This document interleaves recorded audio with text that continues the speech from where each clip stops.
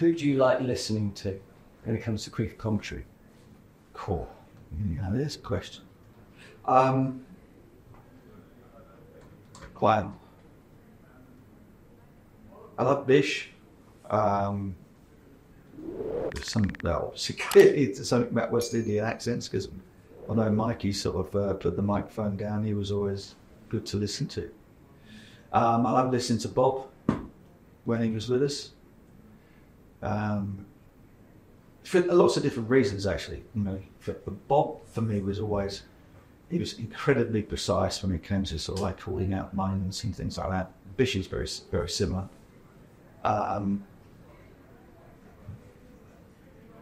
Nas is terrific, obviously. The guys I work with at Sky is an incredible team, and that. And they all have very different styles in terms of, you know, Nas can get very much in depth, sort of like technically and with tactics and things like that. And I love that style, but I also love it sort of like the style that we're away from the game a little bit, we're moving around, throwing conversations about and storytelling. There are a lot of really good guys. Simon Dawes is a big favourite of mine as well. Is obviously tone of voice is terrific, but he's also not afraid to kind of step in there and put his body in the way when you know, he might find himself in India, but he won't be shy of criticising things on him on that side of the fence if he feels the need. So yeah, I mean, there's a hell of a lot of really good commentators around at the moment. And obviously Rick Dyson from the past, and obviously Richie. Richie is somebody that looms large with everybody, or at least should, I think. That idea of sort of being minimalist in terms of TV commentary, and that's something that we all need to remind ourselves of from time to time. The pictures are there to inform the viewer, and you're just there to sort of like paint in little splashes of colour in you once in a while, as opposed to kind of telling people what they can see in front of their own faces. Don't assume that the audience doesn't understand or doesn't know what they're looking at. Do you think you need to have played the game to be a good commentator? You listed all those fine commentators that have obviously all played the game. They're all sort of predominantly TV, or I'd associate all of those with TV. They've cross-over before. Yes. But it does seem like radio kind of is the last bastion for non-playing commentary. It's a different style, of course. Yeah. Describe the action rather than explain it. But you find it difficult listening to someone tell you what's what when you think, hang on, I can't remember you walking out there. No, not in the slightest. And I think one of the things that's been lost, perhaps, in the last 20 years or so, as more and more former players have moved into roles in commentary, whether that be on the radio or on TV, is sort of the definition of the roles, you know. Test match special, for example, obviously been going for the longest, become perhaps the most famous of all non-television cricket broadcast. The idea that you have a commentator, the guy who does the ball by ball, describes the action, who more often than not on that show has been somebody that perhaps didn't have a playing career, was a journalist, a broadcaster first and foremost, and then you have the expert opinion, a pundit, if you like, who then adds a technical view or a sort of like an insider's view to what people are listening to or what they're watching. And so those two roles are incredibly different. And something that's changed in the last 20 years, because you've got more ex-cricketers in, is the idea that everybody is kind of a pundit and a broadcaster all at the same time. Now, to me, those roles are very, very different. No matter who has the microphone in front of their hand. Commentator is there to call the actions, call the game, to sort of set the stage for things, and the co-commentator, if you like, is there to sort of add his technical knowledge or his knowledge of being in the game. And those roles have become very merged of late.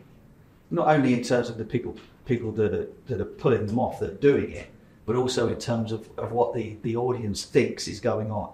You know, the audience is kind of has been tricked into thinking that the two things are exactly the same, and they're not.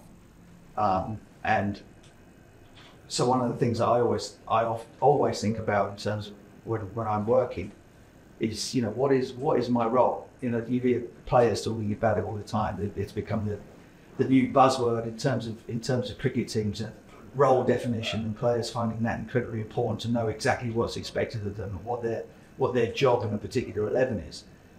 It's the same in commentary.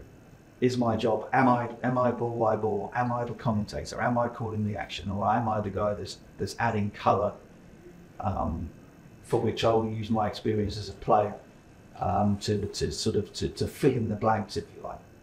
And they're two separate arts, and for sure, 100%, the commentator does not have to be somebody that played the game. It has to be somebody that understands it, obviously, but it's not necessary for that guy to be an ex-player. They need to be good with words, be able to paint pictures, and to stay on top of the broadcast, to lead it in directions that are interesting to the viewer. You don't have to play the game to be able to do that. How would you describe your style? How do you think has it changed? Well, hopefully I've got better at it. I mean, I remember my first ever commentary gig was on the World Cup in 2003 in South Africa. Straight from I was still playing international cricket for England, and got asked to go and join the commentary team in South Africa on the trip. And I sat there next to Donna Lewis, is the lady's name, brilliant broadcaster from the West Indies. She'd never done TV before, and I'd never done TV before. And we basically got put in front of two microphones, a television screen, and going out in front of us was England versus the Netherlands, England's first game of the World Cup. And we sat there and kind of looked at each other. Two balls went by, and I heard a voice in my ear going, "Well, why don't you two fucking idiots say something?" we didn't know what we were doing. And one of the things with TV is that you kind of the only way you know that you're doing anything right is if you get invited back, and somehow manage to bluff. Some things haven't changed. No, nothing changed. And I'm guessing it's the same in the radio. And fortunately for me, never anybody else. I was there to do the job, so I got the chance to sort of go through the tournament up until whatever point it was. Got billeted with Michael Holby and with Ian Botham and David Gower, kind of nursed me through the whole thing. That was my first experience of commentary. Didn't do any lead. Obviously, wasn't the commentator as such. I was the colour guy. Although on that first occasion, Donna and I to this day don't know which one of us was which. And they kind of and then realise, oh my God, this is so much more than kind of, I understand the game, I play the game, but this got nothing to do with what I do as a player. This is a completely different art. And then was incredibly fortunate enough during my playing days, up until I retired in 2009 player, but up until 2009, I got sort of regular opportunities to commentate on domestic cricket in England. With Sky, which is where I started to understand how it worked. And very fortunately, I was with Charles Calder, was the main man for Sky on the domestic scene at that point. And having been sort of the lead for Sky all the way through the 90s when they first got the rights, and Bob Willett. I mean, Bob was in the commentary box, and Paul Allen. So these guys who had been everywhere, done everything, and understood it like you wouldn't believe. I basically just sat there and watched and listened for the best part of 6 or 7 years on a part-time basis while I was still playing, and kind of got an idea as to what the job was and how different the job was from what people might imagine it to be. One of my favourite memories of you, and there was a period where I had this thing joke with myself that whenever I turned on Sky Sports Cricket, it would be you and Kesey, you and Rob Key, chatting about a T20 Blast game whenever I turn the TV on, there they are again. There they go. And the game would finish to say 20 past 5, and someone's obviously told you're going to have to keep going to the top of the hour. I think pretty in a ship. But one of my favourite memories of you two was when we had that big bust up about come over into the outskirts of play. He's giving out instructing the field. Oh, it was Stephen Croft, wasn't it? It was a Roses game. Yeah, there was someone kind of coming together. Lancashire. And I think Rob thought that the umpire shouldn't call it back, and you felt very strongly. Yeah. That was because, you know, and it went on and on and on and on. Yeah. And it was brilliant, right? One of the things I was very strong about when, having worked at talkSPORT for 20 years, right? All I hear all day is people arguing about football. Mm. And there's this kind of image that everybody agrees with cricket. And it's not true. No. Right? We can be just as passionate, just as annoying, and just as argumentative about cricket. And when we've been on tour, when we go out to the pub afterwards and we're sitting around the table, I don't sit there listening to Goffey and you agree about it. Right? So one of the things I was very keen about was that, look, if you disagree with something, I want to hear you. Yeah. And I think that's something that we did. But give me an idea of some of the people that you felt comfortable doing that with.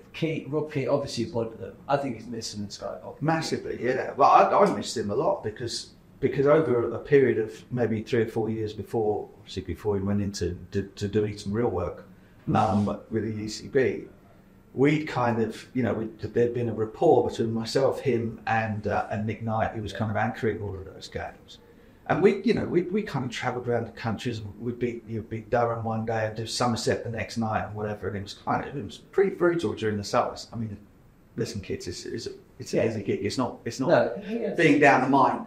But we obviously saw a lot of cricket, and we got to know the players who are on the undercard, you know, the guys who are not playing international cricket. But we also kind of, you know, we had a little bit of a shtick going between us. Yeah. So after that particular incident, Stephen Croft went down with a hamstring, and Yorkshire didn't run him out, and I'm saying, well, you know, take the bells off and ask questions later. Yeah. Stephen Croft, sure as you know, gets up, he's absolutely fine, wins Lancashire the game, you know, it's great. So it was good fun. We left the ground that night and we were howling with laughter about, you know, we weren't putting it on. It wasn't. It wasn't a disagreement. But we got in the car. I drove Keating back to the hotel. And we just said, "What a good night that was," you know, because it was a genuine row. Yeah, we didn't leave. Wasn't contrived. No, and people might think that we kind of wouldn't talk to each other for the next week because we're having a disagreement. No, we knew that it was entertaining, but we also stood our ground on the whole thing. So I've really missed it, and yeah, he'll be back. No way. he'll be back. What about 2021? 2021, you're out in India. Yeah. Virat Kohli is bold and doesn't walk. Yeah. And you find that quite amusing. The Chennai pitch is terrible. Yeah. You called it out. Yeah. And then there's a DRS involving Ajinkya Rahane, and you're slamming it basically. Yeah. Were you aware that, you know, the people around you weren't exactly jumping in on that happened? Because your stock back in England just went. Yeah, but the thing is, the job is to call what you see, right? It's to call the game. That is my job. Nothing more, nothing less. There's no agenda. There's no side. You see it, you say it, without fear or favour to anybody, any side. Or you know, I'm not gonna give Surrey an easy time on the TV because I just played for them, was captain, and been there all my life. That's not the point. The point is you see it and you say it, okay? And you're not always right. I think one of the interesting things to me about commentary and commentators is that perhaps some people get a little bit kind of like hung up with being right about stuff all the time, or get a little bit hung up about not offending whoever your host might be and those other types of things. And one of the things that I learned from sitting next to Bob for all those years was that it doesn't matter. Being right is not the point. The point is an honestly held view about what you're seeing and what you're watching. And it might come back, you know, I might never back in India again after the whole the RS thing. But my goodness, you know, I was right on that occasion. Like you said, it's not all about being right, but on that occasion, the whole process that went through, I'm kind of sitting there and I'm pressing the button to the director for crying out loud, show us what. And, you know, the ball ballooned off the pad, hit the glove and went out, and England should have had the wicket. As it turned out, Jimmy Anderson bowled it the very next ball of the next over. But I actually, because we're all professionals, right, and because I want to work, I don't want I don't want to end up not getting a gig anywhere. I spoke to the director the next morning. I said to him, "Be all right with that?" He said, "No, absolutely fine." And I was like, "Well, you sure?" Because it looked like nobody wanted to show what had happened, and then eventually it came out. And he said, "No, that's absolutely cool. You were 100% right. I wish some more of the other guys would be as honest as that." And that's all it is. There's no agenda in it from my side. It's just kind of, I've seen it, I've said what I've seen, and the pictures will either show me to be right or wrong afterwards. And if I'm wrong, I don't care. It doesn't matter. It's not the end of the world. They say that there's too much cricket played. Do you think that sometimes there's too much cricket commentated on as well? They're long days, and when you're describing that 15th six. Yeah. You know, I mean, I suppose it here is everybody remembers, go back to Richie again, everybody remembers that, into the confectionery sound and out again. The six was kind of a rare occasion, wasn't it? It's kind of what made Beefy's knock in the Ashes in '81 a heading lead so prominent in people's memories of the game. People sort of lived through that and watched it. And watching Viv bat, the reason why people sort of still bang on about him being the best ever was because he would do things that nobody else would do at that time. What has happened in the sport has been that people's conditioning, people's kind of training in terms of ball striking has just gone through the roof. People mention bats and bat on big size and all this kind of stuff, but none of that makes as much difference as the difference in attitude to players and the difference in their strength, difference in the way they look compared to players of yesteryear. And therefore, I think there was a game, I don't know, it might have been a T20 game, it might have been a 100 game actually in the first year and at Old Trafford once again.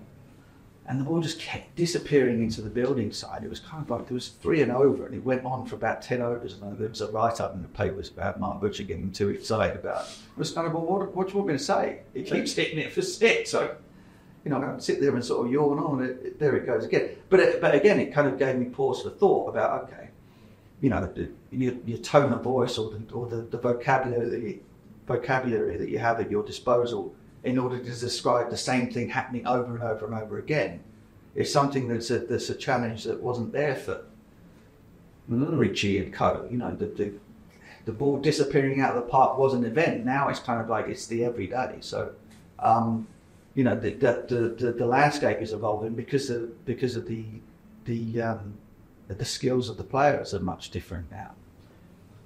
I know of a commentator, a very experienced commentator, who worked on the IPL a couple of years ago, and at the end of one of his stints was told by the director to raise his energy levels. Didn't go down too well. No, I'll be honest with you. Or if someone said that to you, how would you take that? Would you see it as part of the gig, or would you just think, well, I've got to kind of, I'm refusing to myself, or how does it work? That's a lot of money, and I think that's the point. I think you have to. There's nothing worse because what if you follow that to its logical conclusion, then everybody commentates the same, right? Everybody is screaming and is up and all that kind of stuff. And the game is light and shade. And I always look at this job as how would I be enjoying this if I was sat on my sofa, on my backside, in my pants, watching the game on the TV? Would this be annoying the hell out of me, or would I be enjoying it? And that's kind of, again, that's another thing that I think you have to factor in to the way that you do the job is, what is the person at home getting out, or what enjoyment are they getting? Am I bombarding them with this today? Am I too sort of soft today? Am I not transmitting the energy that's at the ground today? And think over the, even T20 games. It's 3.5 hours on the TV, and you cannot be at fever pitch through all of it. Listen to the great, somebody like Martin Type. My mum used to clean his flat when he lived in Norwood back in the day. There's another little aside point. you know, Martin Tyler's great moments are great because in the interim, he's quietly going about calling the game, doing the job. You know, you're not supposed to notice him all the time. You're not supposed to notice. And again, with TV and radio, I'm sure you'll ask me about the difference. But on the television, the pictures are doing the job for you. So you're there to augment them to a degree. And the advances in technology and stuff have made it so that you can really get inside the game in terms of analysis and technical stuff. But what doesn't change is that the game that's unfolding in front of you is there for the viewer sat on his sofa to see, right? His or her sofa to watch. And so you've got to make a calculation as to how much of what is going on in front of you need to kind of either describe or tell them, how much you just allow the pictures to kind of do their thing, and then you pop in every once in a while. You know, and the way that the game has changed and the way that people watch the game has changed, and the new generations that are coming through kind of feel a little bit uncomfortable perhaps with silence, you know. Yeah. And depending on who you work for, they do really hate it if you're not talking all the time, so you get paid by the word. However, if somebody's hired me to go and work, I will do it the way that I do it, because otherwise you get somebody else, you know. So it's kind of, and you talk about putting teams together for various commentary gigs. You don't want everybody to be the same guy. You have to have light and shade in terms of the personalities, and hopefully you put combinations together in the commentary box where they work really well. They fire off each other. Some people have that sort of natural chemistry better than others. You're never going to get it right every single stint of a 50-over game or a test match. Well, but, you said that. But you won't. I mean, you can't. And also, you know, people are human. Kind of, you know, some people will come in on a day where they're just not feeling it, and so therefore you don't get. You might put the perfect combination together in the commentary box, and for some reason, for half an hour, it doesn't work. It's not, you know, it's like playing the game. It's not, none of it is guaranteed. Or our first commentary comes within 24 hours of people arriving in the country after we've spent Christmas Day getting on it. Yeah, well, that was quite good. I mean, one of the things. So two differences in the jobs. The comparison between TV and radio is that obviously TV, there's a visual element, and this goes to the punditry side, right? So when you're on commentary, you're sat behind the desk, behind the glass, you're commentating off you've got your screens in front of you, and you're looking out and you're gathering in all the information that you can find to put into your commentary through the window live of the game. But at some point in the day, you're going to be down on the pitch, or you're going to have a camera in your face, and you kind of got to, you got to look, you've got to look ready for television and all that kind of stuff. Whereas with the radio, of course, no one can see it. So on the day you turn up after a massive bender prior to the thing, it kind of doesn't matter. You know, you can feel like absolute dogs and look terrible, but as long as the voice is working okay and the brain is sharp enough, you kind of get away with it. We've got to wrap up. I think, and I might be wrong, one of the reasons you clearly love being the ball-by-baller on radio, the main person, the person that describes, essentially, you're owning the room. It's down at you. No listener is ever going to know what's happened until you tell them. And nobody alongside you is going to be able to speak until you ask them. But I think it gives you the creativity in a way that no other role in TV or radio gives you. And you are creative. You create music, you create lyrics. And that's what I think, personally, what I thought was, I really wanted to see how you go. Yeah. But I think I think it feeds you that. I love that. I absolutely love that. And you're 100% right. I mean, when we have the conversation, when you asked me, however many years ago it was now, we're talking about 5 or 6 years ago about working the talkSPORT on commentary. Because I said I'd really love to have a go at doing the ball-by-ball side. Because, you know, and it's partly because I have not an aversion to punditry, because it's what you do, it's part of the job. But it kind of doesn't float my boat very much. Like the descriptive side of it, there's kind of like being able to draw on, you know, stories from, it might be about cricket or things that you read that got nothing to do with cricket, but things that kind of become relevant over the course of a day and over the course of things that you can see. It absolutely floats my boat. I love that. And you're right. That's the side of it that I really, really enjoy in a way that you don't get it doing any other type of commentary. And that's one of the wonderful things that I do on the radio. On AM, on DAB, via the talkSPORT app and on your smart speaker. talkSPORT.